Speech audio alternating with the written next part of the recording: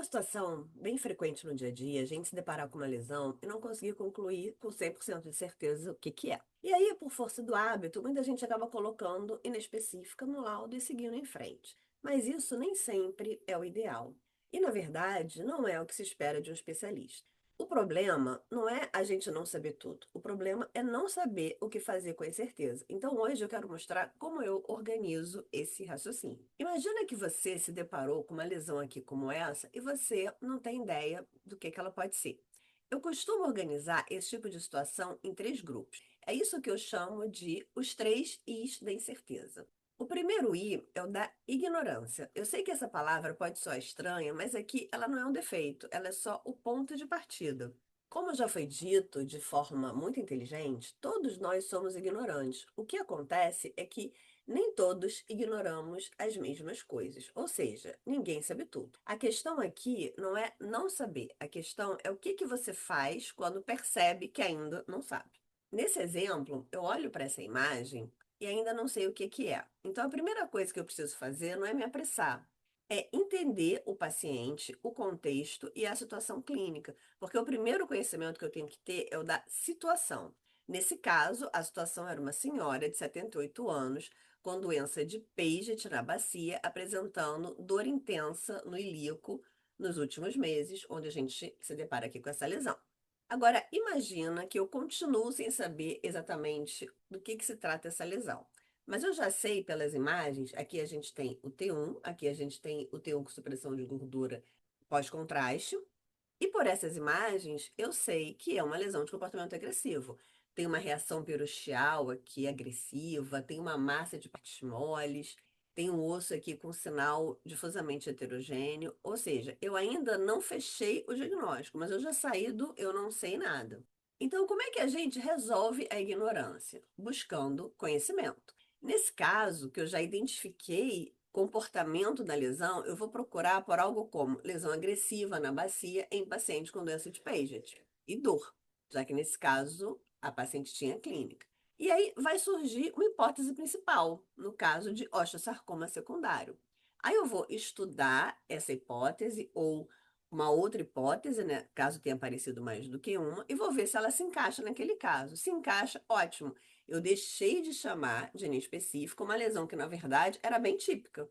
Então, quando o problema é ignorância, a saída ela é simples em conceito, embora ela nem sempre seja simples na prática. Mas com o tempo, a gente vai somando o quê? O conhecimento e a experiência. O conhecimento que veio através da gente otimizar a nossa busca e a experiência pelo volume de casos que a gente vai acumulando ao longo dos anos. Vamos passar agora para outro cenário, o cenário do indeterminado. E aqui o mais importante não é decorar termo. E se esse raciocínio está fazendo sentido para você, não esquece de deixar o seu like, porque isso ajuda o canal e faz esses conteúdos mais práticos aparecerem para mais gente. Então, partindo agora para o segundo cenário, o I da indeterminação. Olha o caso desse paciente de 49 anos, com dor na coxa esquerda, uma suspeita de estiramento. E aí a gente identificou aqui essa alteração do sinal na metade aí distal da diáfise do fêmur. É edema? É lesão óssea? É uma alteração infiltrativa? É tumoral? Ainda não dá para saber. Mas isso não significa automaticamente que eu tenho que jogar tudo na caixinha do inespecífico. Por que que eu não consigo saber? Porque eu estou só diante de um STIR. Só com esse STIR podia ser isso tudo. Eu preciso de mais informação, eu preciso de mais sequência. E aqui a gente já vê que essa alteração no T1, ela já é bem mais sutil. A gente vê aqui melhor o limite na porção superior, mas ela vai se misturando aqui com a gordura aqui do osso. Então, o ponto aqui não é ir desistindo logo do caso, é lembrar que às vezes a informação que falta ainda está dentro do próprio exame. E nesse caso, a gente foi ainda mais além, fazendo uma sequência extra, que no caso foi o in e o out phase. Então, aqui a gente tem a sequência in phase, aqui a gente tem a sequência out phase, e na sequência out phase houve uma queda do sinal maior que 20%, indicando ter água e gordura no mesmo voxel. Então, já posso determinar que essa alteração aqui, mesmo assimétrica, né, só aparecia em um dos fêmures, ela se trata de uma área de medula vermelha, uma medula hematopoética, e nesse caso, sem um significado clínico relevante. Então, percebe a diferença? Não era uma lesão só sem resposta, porque eu nunca vi nada parecido. era uma lesão ou uma alteração que ainda precisava de repertório técnico para ser melhor definida. Era uma lesão que não dá só para olhar no STI e sair dizendo o que que é. E é exatamente aqui que muita coisa muda no laudo. Porque quando uma lesão ela é indeterminada, isso significa que eu não consigo determinar com o que eu tenho de informação no momento.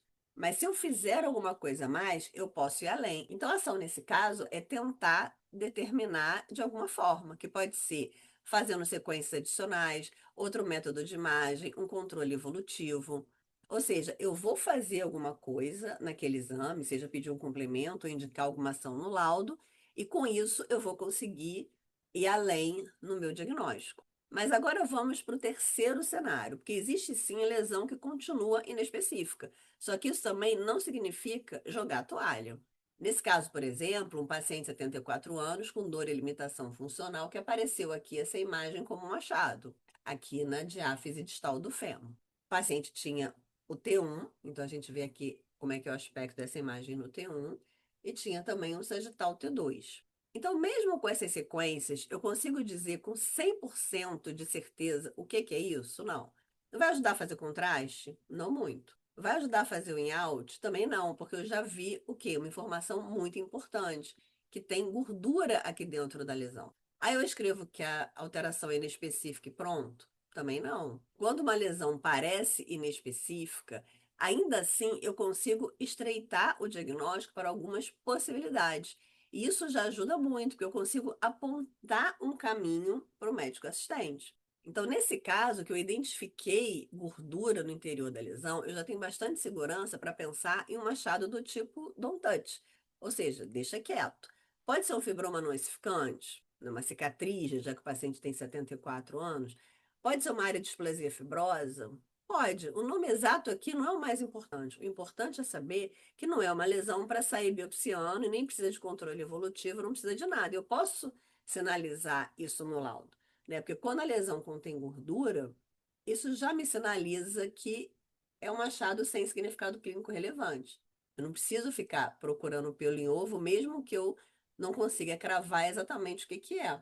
Se é um fibroma, se é uma displasia. Então, esses são os três caminhos da incerteza. E foi exatamente em cima dessas premissas que eu estruturei as minhas aulas em um material mais aprofundado sobre tumores ósseos.